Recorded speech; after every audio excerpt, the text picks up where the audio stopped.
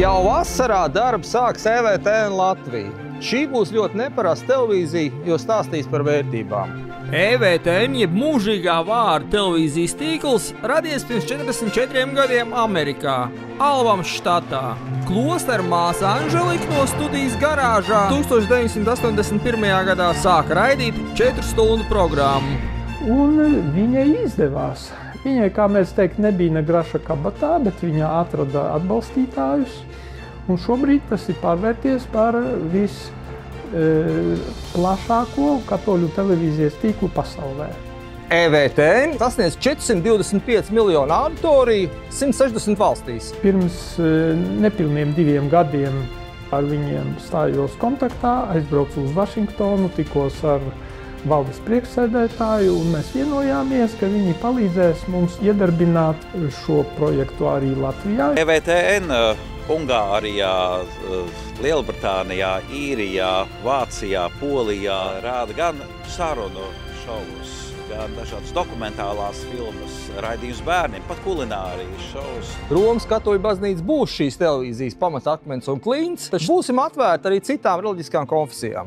Jā, man ir patiesi prieks, ka ceļš, ko mēs uzsākām Latvijā, izveidojot rādījumu arī Latvija, ir iegūst turpinājumu. Būt Virszemes apraidē EVTN Latvija.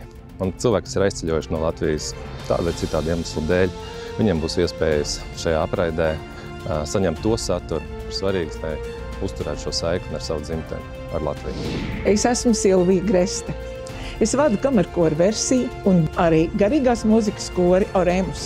Un jūs, skatītāji, varēsiet redzēt to, kas skan katru dienu baznīcā. Kāds paziņa man bija vienreiz teicis vēlējumu.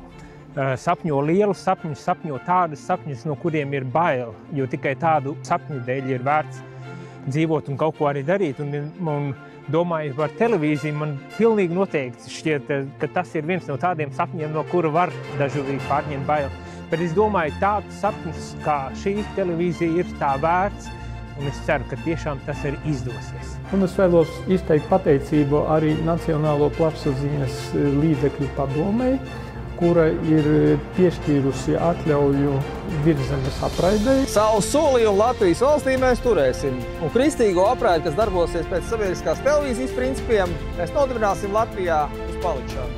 Tāpēc, lai dzīvo jaunā Virszemes televīzijas programma.